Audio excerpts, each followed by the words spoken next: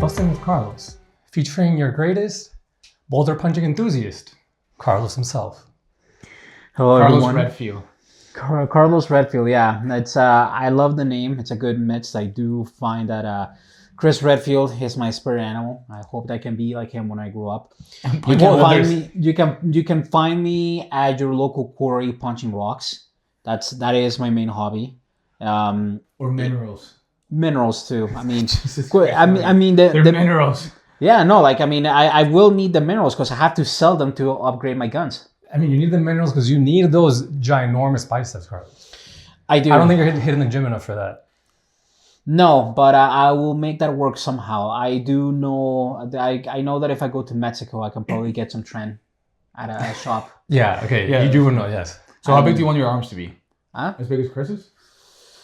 I swear his arms are bigger than his head. God willing. God willing. God willing.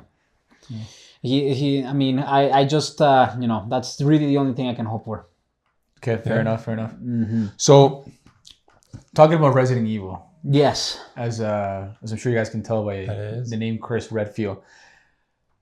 Sorry, what? Why don't you tell us how your Resident Evil, what should we call it? Horniness. Obsession. Maybe. Like I would go with the horniness. Horniness. Yes. Okay. Yeah, Obsession would seems like it would be too on the nose with the critically acclaimed movie, but yeah, I would probably say. You're telling me if Rebecca Chambers is in your bed, you wouldn't stand in the corner, just watching her? He would just be watching her while saying stars over and over again. Well, just dorking it. I don't know if I would be quite like that. I would like to think I would be able to invite her to a nice dinner at like a cafe in Raccoon City, pre-incident. Okay. Exactly. So that way I'm able to be part of the lore. Would you ask her to dress up in the famous RPD basketball team uniform?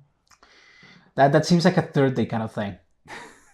We build up to it. Wesker was not waiting for a third date. Oh no! Wesker likes not sporty girls. That's what I meant. He likes horniness too. Yeah, the way that he talks, it's definitely there's something building. If people say rage, I think it's different. Yeah, I mean, who else do you think would be in the basketball team?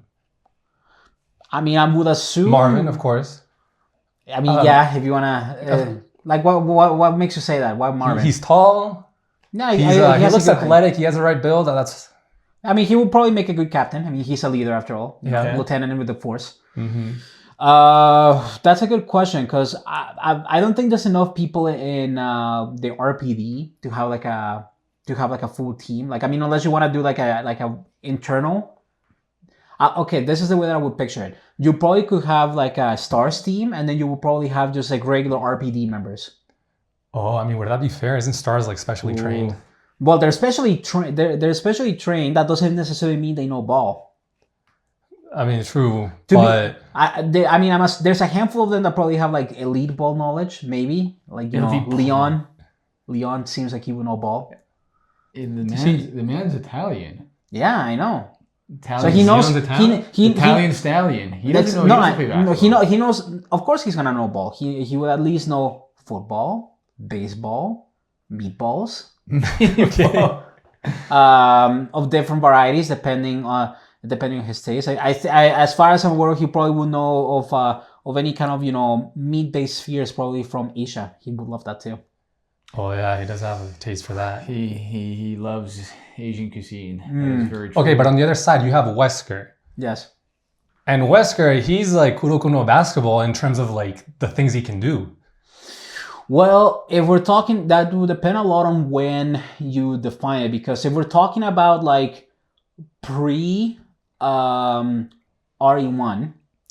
he's still a normal human. So he's not gonna be that bad. Now, if you're gonna basically tell me he's gonna throw down on the basketball court, like post RE1 when his abilities activate, yeah, there might be some problems.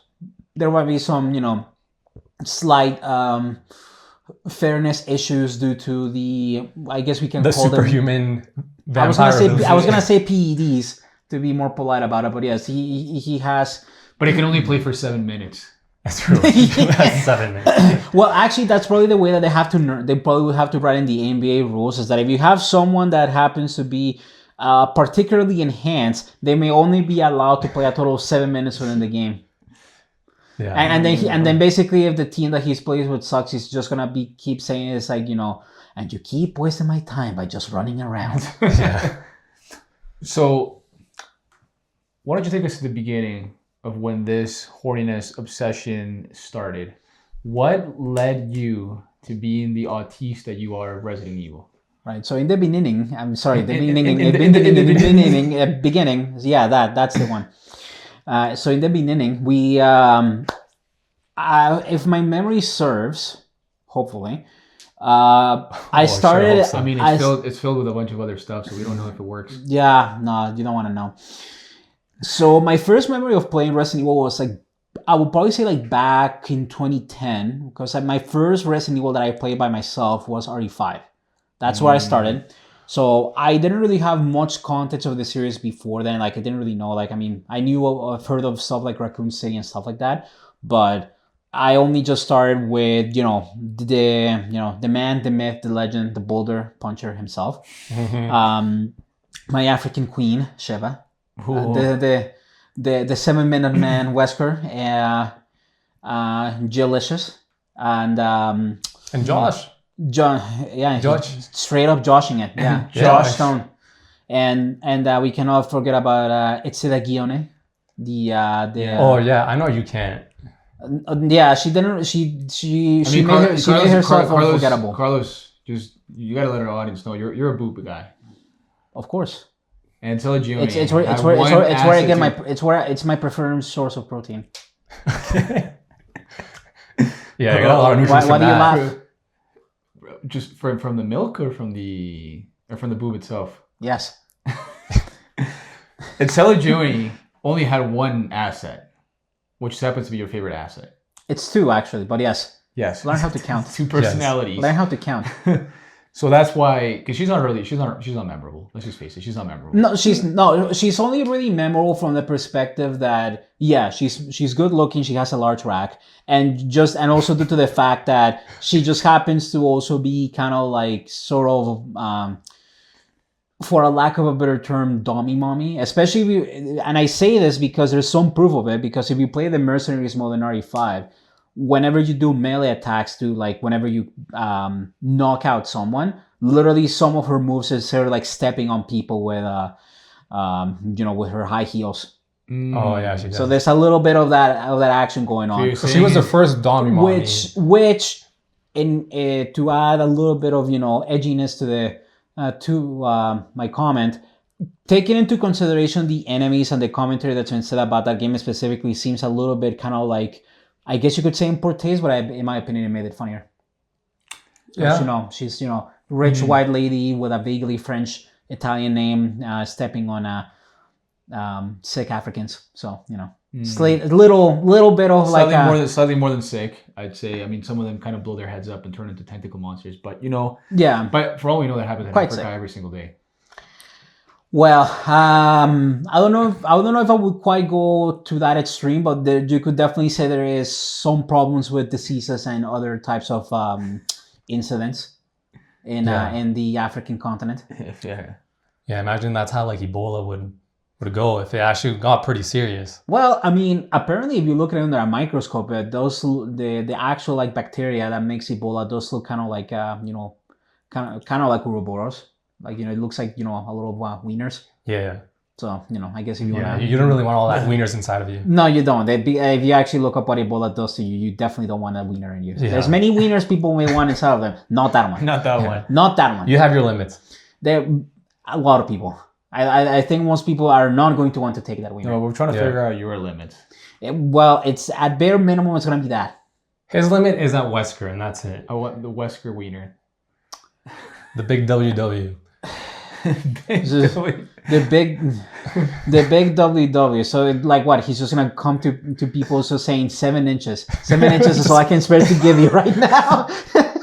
Okay, 7 inches for 7 minutes, and some people will make do with that. I'm sure. 7 holes. Yeah. I don't think that's gonna be good. How many holes do you have? The normal amount of holes. Okay, and it's just checking, So that's also a medical exam. Look, I don't think the audience at home is gonna want to know how many holes I have, and if they are wondering about my holes, that's for the paid content. That's for the Patreon content. We can have a separate Q&A just for that. Yeah, exactly. So everyone, when I open on my Patreon, one of the main details I will tell you is how far I can gape. No, it's not gonna be there. So you go to the website, when you scroll down, like those animations, it's just spreading apart. Yeah, just exactly. It's like the James Bond, like when they walk in the middle, but it's actually Carlos's gape anus. Yeah, exactly. It's like it's like 7 inches. 7 inches is all I can experience. This is all I can gape for you right now. When you played it, so Resident Evil 5 was your first game. When you played that, who did you think was the Resident Evil? I think it would be implied it was the infected Africans. They are the residents of the region, and they did do some rather evil things. So it would stand to reason. I guess the only inaccuracy is there was definitely more than 5. Yes, that's true. I mean, they were made to do evil because of the Ouroboros that was put inside them. Non-consensually, might I add. So no, it was. So you're saying Resident Evil. So to be more specific, they weren't infected with Ouroboros. They were infected with a different variation of the Las Plagas that was used in RE4. Yes, true. Wesker has Ouroboros. Correct. You do face up but it was against still non-consensual. So you're saying Resident Evil promotes sexual assault. I do not think they would promote it. If nothing else, I would probably say that the rather horrific nature of being non-consensually infected, I think, would probably make you think a little bit about, why sexual assault is bad. Not that would have been even be the topic to begin with. So, it's a bit of a jump. I mean, I guess the closest thing they have to sexual assault is in like one of the first scenes. One of the militiamen that's manning a checkpoint was trying to handle Chev a little bit and was trying to get a little squeeze. Oh yeah, but then she's showed that she's strong, independent. Like right in that scene, that's how they introduce her. Oh no, I mean right from the get-go, it's like she's gonna make a good partner. Yeah, exactly. I mean, lore-wise, the AI not so much, but lore-wise, she's a good partner. So I'll say is this: I think the one thing that I really remember from Resident Evil 5, besides the boulder punching, everybody remembers that. Yeah. And is the big shacks. The big shacks, the enemy. Remember the big Shaquille O'Neal looking guys? Yes, yeah. They give you and every time you kill them, they give you a championship ring. Yeah, they do. And then you sell it on the black market. Yeah, not a lot, to be honest, actually. So it's not really worth much. No. I mean, I guess if you compare it by how much you can sell your ammo, because you can sell your leftover ammo, and then compared to the value of the ring, you do get your money's worth from that perspective. But yeah, it's not technically worth a lot. Technically, if you want to get the best value, you have to get like the specialty cut gems. The ones that look like hearts are worth a lot. We don't want to know how much we love you. No, exactly. Just the coins. Just the little Korean thing. Yeah, exactly. Yeah. So I was going to say, what I really remember, which is, I guess, not only from Resident Evil 5, I think it also happens in Resident Evil Veronica, Code Veronica. And yeah, you're going to heal yourself. Yeah, but Wesker really has this Matrix feel to him.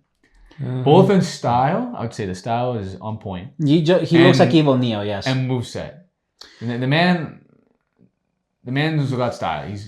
The guy definitely just decided to get like a Gucci tailored suit. Brassiere, yes. Brassiere.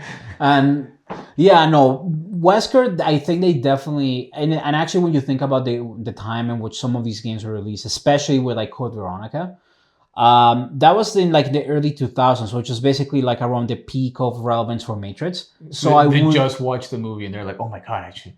I mean, a lot of places did that. Like I remember reading that a lot of games around that era began experimenting with the whole concept of like slow motion in their shooters, largely due to what they did with the Matrix movies. So I would not be surprised at all if there was some inspiration towards that. So, in my head canon is that Wesker did all that to impress Rebecca, So that's why he upped his game. That's why you have the picture. And he upped his wardrobe. Like his drip is on point. No, his drip is on point. His moves are there. The one thing, I mean, to be fair, it makes sense for him to be like this because he is evil. But only evil guys wear Gucci tailored suits. And they also like disturbingly young women. Because for context, even though that this makes no sense, like to this day, it makes no sense. Rebecca was the youngest member of Stars, but she's like weirdly young. She's 18 when she joined Stars. And again, she was added on as like the team medic. So she happens to be the one that knows how to appropriately, help, provide, like triage whenever you have like wounded people in the field. But to do that to an 18-year-old, that's a little bit nuts. Granted, I think it was heavily implied that she's like extremely gifted. But even if you are that gifted, why basically put them in a position where it's like, you're still going to be out there in a combat environment. She obviously did receive the training so she can handle herself, but it's like, really? Yeah. I mean, she literally survived a whole night on her own before any of the other members that are more famous did anything. No, I mean, she wasn't fully alone, but she wasn't fully alone. Yeah, no, she had Billy Hatchet. Billy. I forget his last name. I don't remember his last name. I just remember he had the slick back hair with the tattoos. I don't know. They're trying to make him look like a bad boy. It was kind of like the young teen medic who's all proper. She's a part of a special unit, and then you got the heartthrob. Yeah, there's some Twilight love. Yeah, I mean, it's a typical love story. Yeah, really. Yeah, exactly. You have the perky medic and the guy that's hot, young, and full of cum. So I wouldn't think that was him. What's that? I don't know if anybody. I think it's Leon. No, I mean Leon looks like he's more full of cum than Billy. Yeah. Leon Sex Kennedy. He is definitely full of cum. He's a sex icon. He is, even though he is like canonically extremely bad with women. He is most definitely. I think he has that charm. Yes, I think he's only bad with women because he just has this thing for Ada. Yeah, he doesn't really open up himself to anybody else. No, I wouldn't quite say that. He likes to flirt. God, he does have a lot of trauma, which women do like nowadays. They do like men. All the women are melting over Leon. That gives you your answer. Oh, trust me, I've seen it, and honestly, if Leon was someone I knew in real life, it's like I'm scared for you, bro. You need to these Jezebels. They're going to try to steal your vril, but your essence. But you should wear a chastity belt. You say that, but you would also want to be Leon. Yeah, but those roundhouse kicks. Look how flexible he is. Yeah, and I grant you that. I could use the flexibility at the gym. So, in fact, I would say Chris is like the more out of the two main protagonists of Resident Evil, because it's very clear that Chris and Leon kind of became the main protagonists. Leon is a very agile, technical, gung fu. I'm gonna roundhouse kick your face, and then Chris is very like I don't know. He just seems a lot more like punchy. A shock trooper. He's like a shock trooper. Like he's like the beefy boy. I mean, he literally became like a shock trooper. He literally became the beefy boy. Well, I mean, canonically, although he's also pretty agile because he had that one scene in that Resident Evil movie where him and the other guy just like kind of running around in circles. They kept missing each other with guns from point blank range. Which actually, if you do, I mean, here's the thing: if you do read into the statistics of the scenarios where people have to shoot at each other at close range, the amount of times that they likely miss as a byproduct of stress is actually really high. Now, granted, in the way that they make it in the movie, they make it look fucking stupid. In a cool way. In a cool way. In a cool way. But that's technically not something that could happen. Maybe not like that. Probably not like that. But it can happen. I think, remembering Chris, I know this is going a little bit ahead, but the Resident Evil 3 remake, I think one of the things I loved about it is that when you play as Jill and you dodge, she's very graceful. She does this cool dodge out of the way. When you play as Carlos, which by the way, your namesake, right? You were named after Carlos Oliveira from Resident Evil 3. Yes. But specific. That's the reason as to why I was named that. Yes. Yeah. Carlos, don't leave us in a cold, cruel Carlos's world, please. Please, never. It's already happened with Carlos Oliveira. But whenever he does his reaction, he doesn't do a roll out of the way. He doesn't do a dodge. He just straight up counter punches. He's like literally standing still. It's a counterattack. Yeah, it's a counterattack. But he's literally like standing still, and he goes from standing still to bah, Yeah. And he just punches. Quick reaction. He just got a quick reaction, punches someone out of the way. I do love that you also imitated the way that he goes. Pah, that I really like that. It wasn't the game. You can look. You can look it Probably up. sounds a little more Brazilian, but yes. Yeah, just a little. Yeah, exactly. That's what plays. That's what I'm playing when I'm playing in the hospital. He's doing a little samba. Yeah, no, yeah, and exactly. He's got his AirPods on, and like as he's just running around and like making commentary to his buddy Tyrell, he's just listening. It's like boom, bah, boom, bah. Sounds like a Zumba class happening in his head. Yeah, exactly. He's just listening to that, and then probably when he takes a little break, he just watches his like capoeira or like BJJ stuff. All right, like other than Carlos, obviously, because that is your favorite character. I hope to make Kenya. Who's your second favorite character in Resident Evil? Like honestly, I don't really have like super, I would say, original thoughts on my favorites. Like Chris is just, again, he's an OG. He's been through a lot. He's just a cool, in my opinion, a really cool dude. Especially in his like cool dude outfit from Resident Evil 1. Look it up. It is cool. If you say otherwise, I hate you. If you say otherwise, your opinion is wrong. What's that? If you say otherwise, your opinion is wrong. Yeah, and I hate you. Yeah. I'm okay with you hating me. You will leave that person. But you have a hate kick. That's different. That doesn't count. That's so he has to love you instead. Yeah. Yeah, you hate. That's just my tsundere in me. We could call it that. And when you love, you love a little too hard. It's a little. Well, no, he's thinking about it now. We don't have to go that deep. Yeah, it's not that deep. It's not that deep. Trust me. No, it's. I definitely enjoy Leon a lot. Again, I just like a lot of the OG people just because of everything that they've been through. I would probably say from there, Jill's definitely up there. I mean, without a doubt. Okay. And I do like Claire as well. Like I would probably say like my mains are gonna be gonna be, well, actually no, there's one more, Barry. Can't forget Barry. No way. What do you mean no way? He matters. In what way? He does iconic lines. Hey, with a goofy actually tell us the line. Say the line, Bart. Say the line, Bart. Do you mean say the line, Barry? Say the line, Barry, please. You were almost a jail sandwich. In your cases, you were almost a Carlos Torta. Well, that seems racially charged, but thank you. Are you not Mexican? Are you not Mexican? No. You sure? He's Brazilian. He's Carlos Oliveira. Oh, okay. Yeah, I think both I'm just mixing wrong. it up a little bit. Yeah, we're gonna just cut to commercial, audience, and we're gonna have to teach these guys a little bit about DEI policy. So, Now, do you get it right this time? Can you get it right? What? Your ethnicity? He's Filipino. Yes. Oh, okay. You're Filipino. Honestly, at this point, I don't. It's not like I pay for you guys to be here. So yeah, we'll take it. So you said the line from Barry. Yes. What's his other famous line? I know you know it. When he talks to Jill.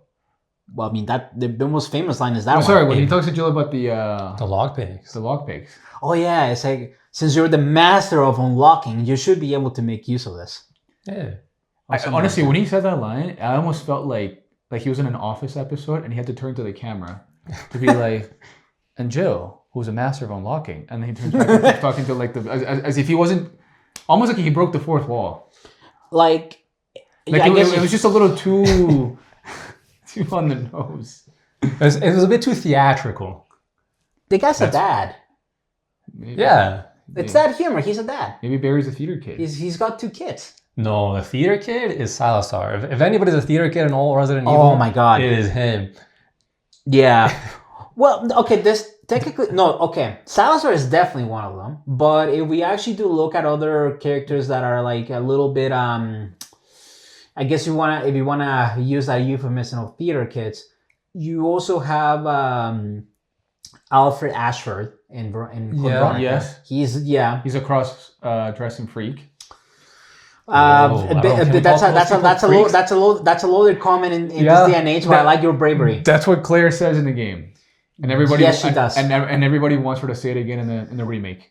We'll see what Capcom chooses to do with that one. It's definitely one of those like things that are a little bit hot and loaded, but all right. So we'll we see were what exempted happens. because we were quoting the game. There we go. Yes. Well, I don't think I can give you a pass, but you get a pass. Okay. I don't have any capacity for that.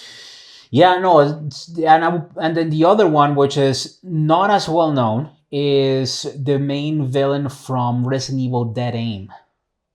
I don't know this guy. I don't know anything about that. What is this guy? Dead Aim. Okay, so this I would probably say the best way to define it is kind of like a precursor to Resident Evil 4 in terms of dynamic, because we basically have a guy who comes from the same organization that Leon's a part of after he got, voluntold to join the U.S. government after the events of Resident Evil 2.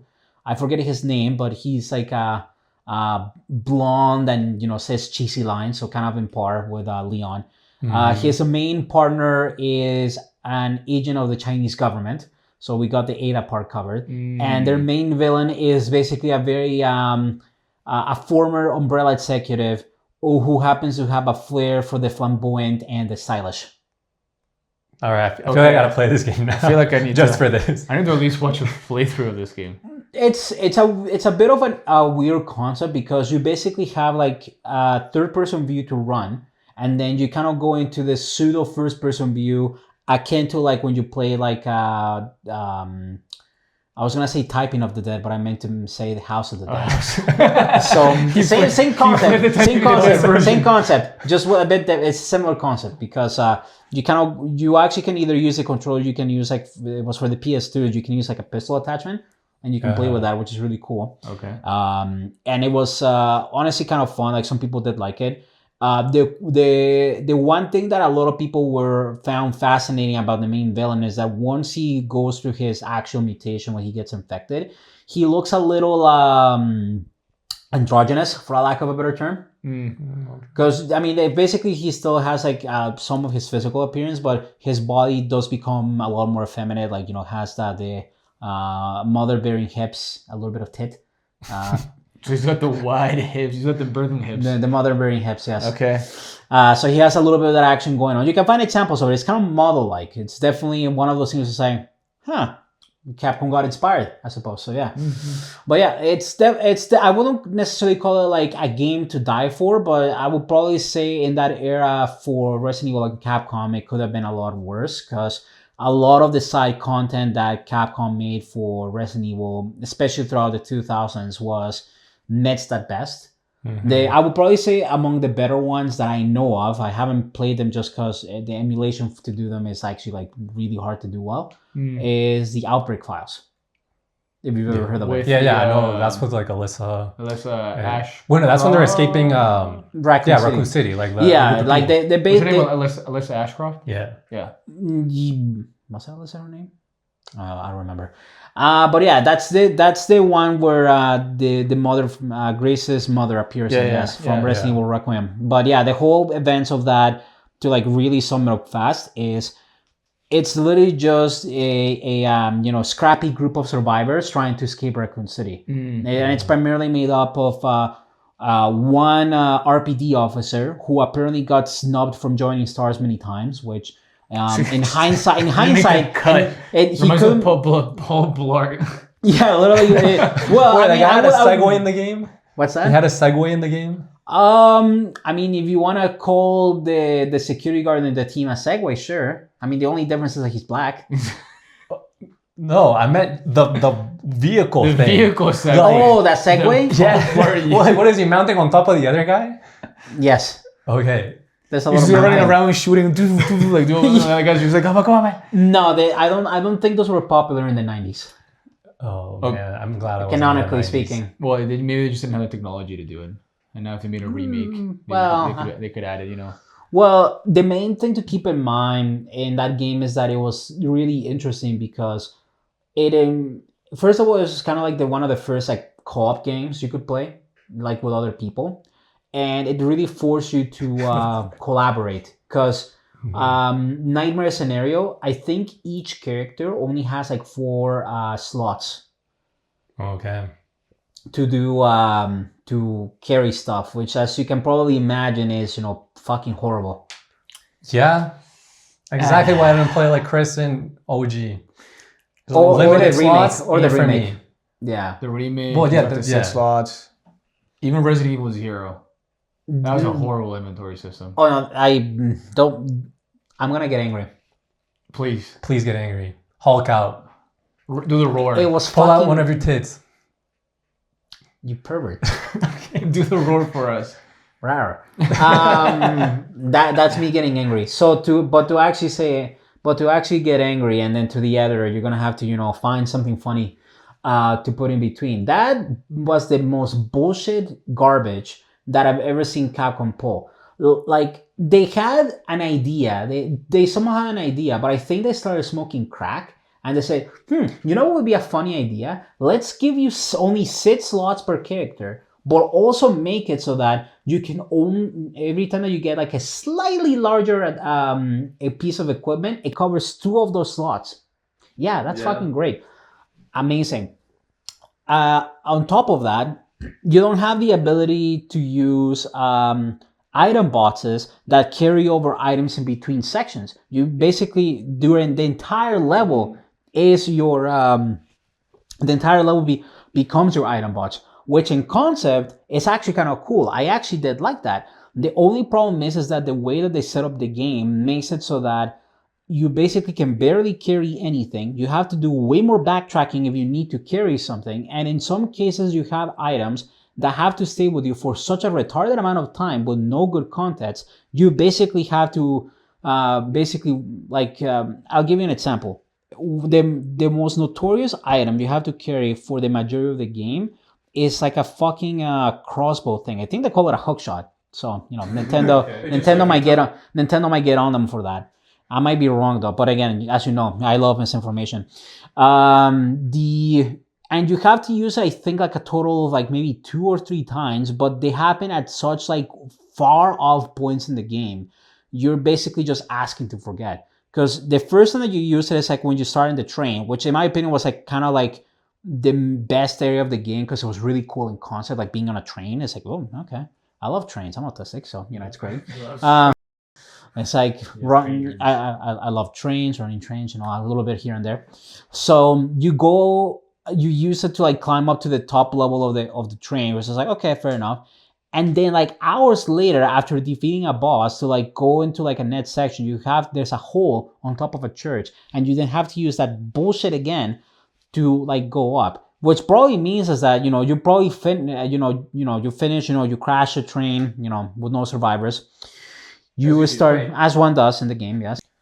Okay, so you're saying items don't continue from like one section of the game to the other. So like if you leave the train and you left your crossbow, like you're just fucked for the rest of the game because you don't have it. No, I wasn't it the items like somehow magically like fall off the train. And they do. They're like after you crash, basically whatever items you leave along the train, they just appear in the spot that you get out of the train after it crashes. So it's just all there. So it's like, it's all like ribbons or something. And then if you walk away from that, and there's no leave crossbow them on the there. crash site. Well, I guess you just have to like go back and pick it up. Yeah, you have to go back. No, so like that sounds like ass. It is ass. And while I do like ass, that's not the ass. That's not the type of ass. That's not the type of ass we're going for. He likes the nice ones. Yeah, the delicious ones. Mm-hmm. And I believe this game, I was like look at the enemy variety, and they added the best enemy. They added the monkeys. You got monkey zombies. The zombie monkeys. Yeah, they're arguably probably one of the most annoying enemies because they happen to be just short enough. You can't just aim and shoot at them. They're little midgets. They're like odd job. Yeah. In the GoldenEye game where you can't just aim. You have to look down. Yeah, no, like that's the thing. Like I think you can actually shoot at them straight on if they're at a bit of a distance with like the shotgun, and ideally you want to use the shotgun for them, like the pistol won't do shit for them. But once they get to a certain, they're very strong monkeys. Yes. Okay. You actually have to manually aim monkeys. down, and the thing. Say what? What? The monkeys are chimping out on you. Yeah, I suppose you can say that they are. Yes, it is quite the chimp out when you deal with them. I get very angry seeing them. It triggers him.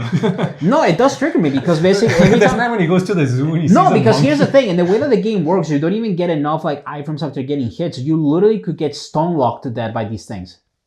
So unless you get lucky enough, if you see a group to basically aim and they awkwardly aim down and then fire, you're basically shut out of luck. So they're really annoying enemies. Oh, that was very tactical of you. Well, thank you. He was. I learned it from watching Steven Seagal movies. Okay. He fights. Well, he fights in the rolling chair. Yeah. Yeah, he does. He's great. Yeah, just amazing guy. I liked his movie in the 90s. That's about it. Which one? There's a few. I think there was one in the airplane. You don't remember the name? But they're not that memorable. I do remember the show of him being a cop in Louisiana. That was Oh yeah. that was an experience. But yeah, I think he would do well in Raccoon City. To the audience, comment if you think Steven Seagal will do great in Raccoon City, and you need to tell me if it's like from the 90s or like now with him living in Russia. I think it would make for a good discussion there. That should be the better Steven Seagal. Would you do well on Raccoon City? God no. Why not? Well, why do you doubt yourself? I don't have good cardio. No, maybe this. What do you think is the most survivable game? I'm curious to know. That's a very Like we just take you. Right? Because We plop Carlos. we plop Carlos in so that world is now not Carlosless. And you need to survive. And you also need to complete the objective of the game. It's not just survive. You can't just be like, oh, run away. You're in the game, you need to complete the objective of the characters. Which game? RE1. One? Yeah. Well, you're fighting snakes, you're fighting plants, you're fighting hunters and tyrants and the creepy little girl? Yeah, but keep in mind. Wait, No. what? Wait, what? Oh, you mean Lisa? Lisa. I mean, at that point, she ain't a girl anymore, but... Yeah, Lisa. Okay, I thought you said Alyssa. It's like, who's Alyssa? It's like Lisa. Yeah. But okay, I agree with you. That's like the game that requires like less running around, I guess. Well, the thing is this: the majority of the enemies you fight off against, at least in the beginning, I like saying it wrong. It's they're actually kind of doable if you really think about it. But like you said, you are right. There are a lot of really dangerous enemies you have to encounter, like dealing with plant. I don't know what 42. What's the plant 42? Plant 42. I want to think it's 42, and I want to think I'm right. Then I'll let you. So and then from there, you obviously have to deal with the tyrant, but that's not till like the end. Lisa obviously is like a big, the sharks. Yawn the snake. So yeah, there are a lot Sharks with lasers on their heads. No, they don't. They don't. They what game are you don't playing? have. No, They they don't have. They don't have the freaking lasers installed with their freaking heads. They don't. I know what you were putting. But no, I would probably say it does have the best shot of survivability just from like the essence of it. Because if you think about, especially going like later into some of the other games, this had like the least like wacky, I guess you could say to some degree, grounded enemies you could deal with. Because basically once you get into the range of like stuff that you would see, because say for example in 2, I mean you're dealing with like lickers. I mean, granted, you also had spiders in 1, but lickers were kind of getting a bit more excessive. They're, long tongue. Yeah. And as long as you're quiet. Wait, but please do that again. A little Clarice. A little Clarice. Yes. Yeah. Yes. don't The tell me lickers are But bad. would your ass clapping be able to be quiet enough for the lickers? No, he's dummy thick. Have you not seen this man? That's why I'm asking. I don't know if I like my supporting casting corny on set, but it I think sneaking around is not gonna be the most obvious factor to keep in mind, but I mean it can matter a little bit. I would probably say actually, assuming you were able to pull off shit like Leon did in the remake of 4, that you could sneak behind enemies and just kill them in a sneak attack, that probably could work.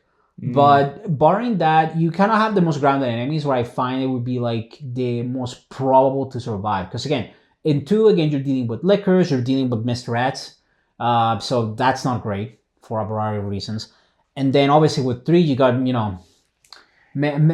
Nemesis. Especially if you get the mod. Stars. It's gonna give it to you.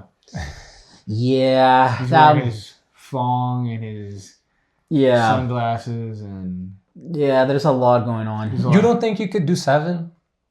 7 is like Seven, I slow mean- paced. Seven does have a bit of that same kind of like middle that bit, but counter argument for that.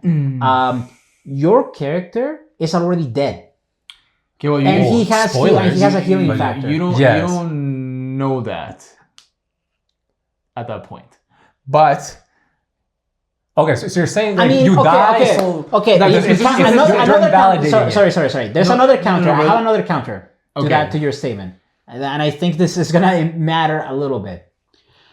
When you're depending on how you handle the first section in RE7, when you're getting chased by Jack, there's a part where if you do it right, this won't happen because you're trying to like find a key and you're trying to go underground, like in that first like, Yeah. area. Yeah. If you do it right, he won't do anything. But if you do it no, wrong, I know it happened to me. you suck. But it didn't happen to me when I played, so you know. It didn't. Oh, the leg thing. You're talking about the leg. Yeah, no, Yeah. It happened to you too. No, I made it out clean. I just lost my Dude, hand. multiple my times. character was taking forever to open the door. Hey, Yeah. you suck. You didn't lead them around. That you taught me. I know you've always been like a slippery guy. You couldn't slip past that. Yeah. I thought my character would be a little faster, so I thought I made up enough distance. And then it turns out he opens the door slow as hell. Yeah, well, I mean, he is scared, but who wouldn't be? But to kind of add to my point, if you get caught, Jack will straight up take a shovel and jam it in your leg and cut it off. Which now you would think it's like, oh, well, I'm gonna die or I'm gonna limp for the rest of the game. No, what happens is that you take some liquid that just looks like you're like bog standard. No. like, He takes some literally Nesquik. he literally sits there and he's like, oh, that's okay. Like, here you go, take this and it'll heal you. Like he's like mocking you. You go, you crawl to him. You take the first aid. you put it in your leg. Juice. I don't even know what this first aid juice is. It's just like I don't know. Yeah. It's over the counter medicine that you. It's can Michael's magic stuff. Yeah. Michael's magic stuff. It's the good stuff. Uh, And you literally take your leg and you just kind of hold it together, and then you just put the juice on it. You Yeah, ever I- done that before? and somehow It exactly. It heals You- all you- wounds. Maybe it's maybe maybe the juice is your mother's love. What? Oh. I mean, I do agree that mother's love can heal many things, but not severe physical trauma like that. Okay. So you're thinking that you wouldn't survive 7 because like the amount of like pain? Because I agree. Like every character in Resident Evil has gone through a lot of struggles, right? But Capcom said like, hey, Resident Evil 7, let's fuck up this guy. Yeah, and fucking they did, because he went through a lot. And so you don't think you could do that? I mean, in theory, it is technically somewhat more survivable because the enemy variety is a little bit more grounded, even compared to the original one. Mm-hmm. Because again, most of the enemies are slow. In theory, with a proper armament. Not Jack. And every time that guy follows you, in other games, you have a stalker enemy, I'm running for a little bit, and then I turn around to just see where they're at, and I'm like, okay, I got a little distance. If you stop for one moment to look at this man's on your ass. It's like that Pepe meme, and he's just like... he's about Oh yeah, the Pepe meme is like... And honestly, it made me terrified to play 7, because I was like, dude, if I even stop for a second. Yeah. And for some reason, Ethan doesn't have a thing where like when you run through a door, he like makes it through. He stops. So you have to like re-sprint. Oh. Yeah, I guess he does slow down a little bit when you're going through the doors. So I'm like, dude, this guy's already on my ass. I'm trying to open a door, and he opens it very slow. And then I got to re-sprint. I'm like, ah. But Yeah. anyways, good times. Good times, yes, I agree. And then also I hate bugs. And Marguerite is a little bit of a...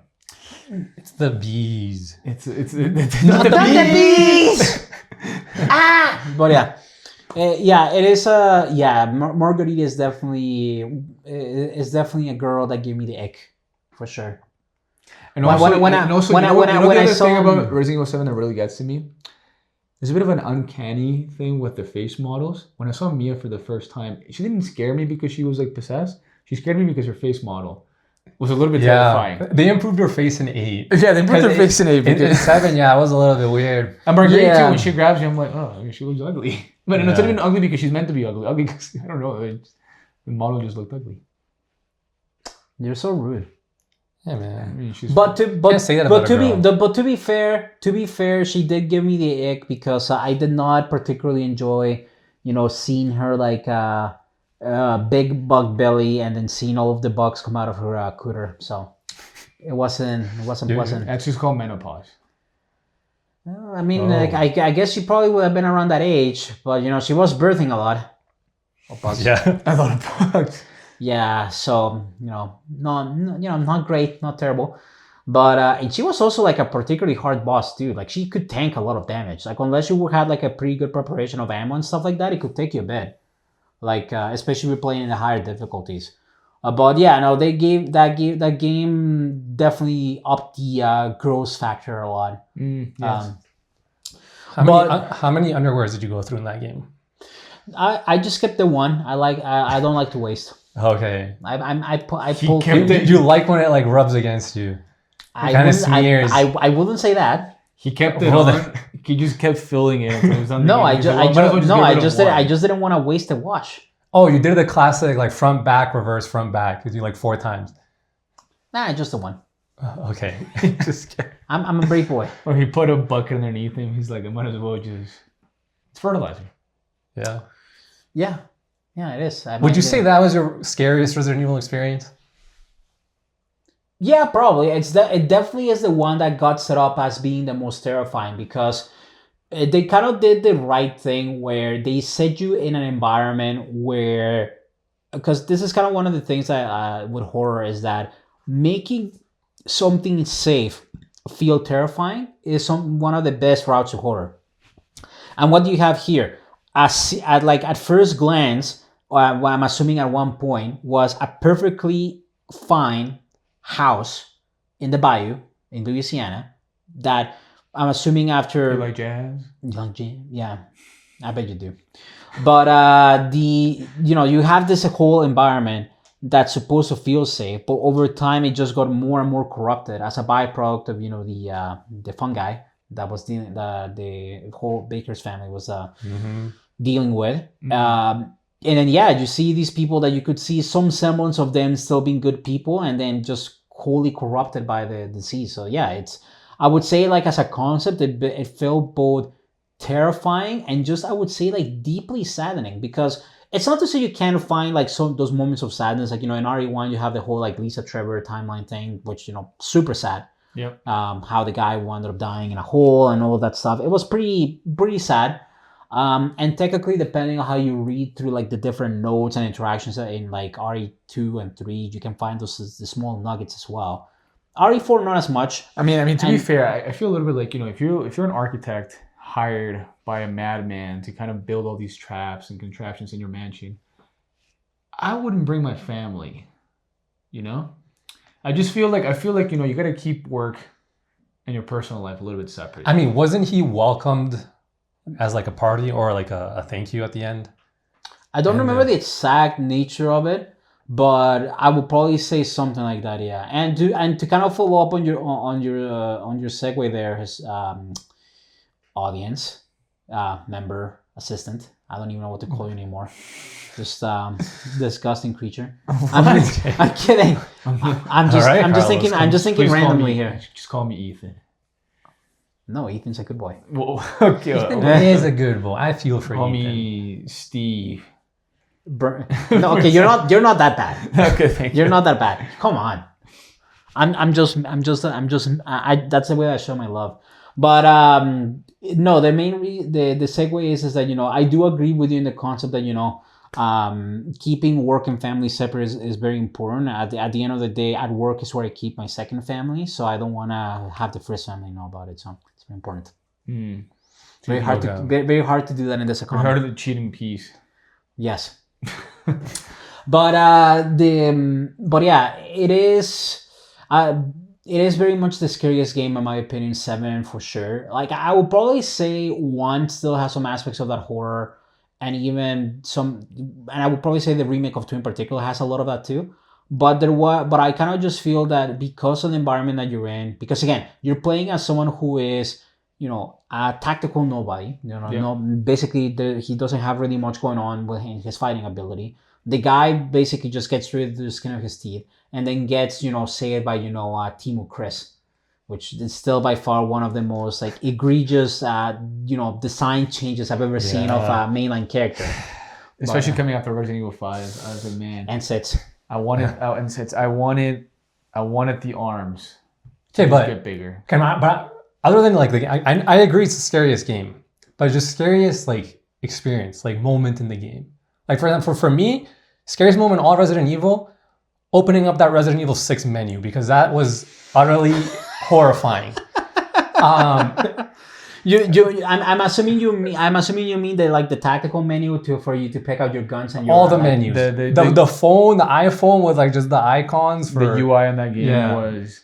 Don't you know that? But Ada gets a cube.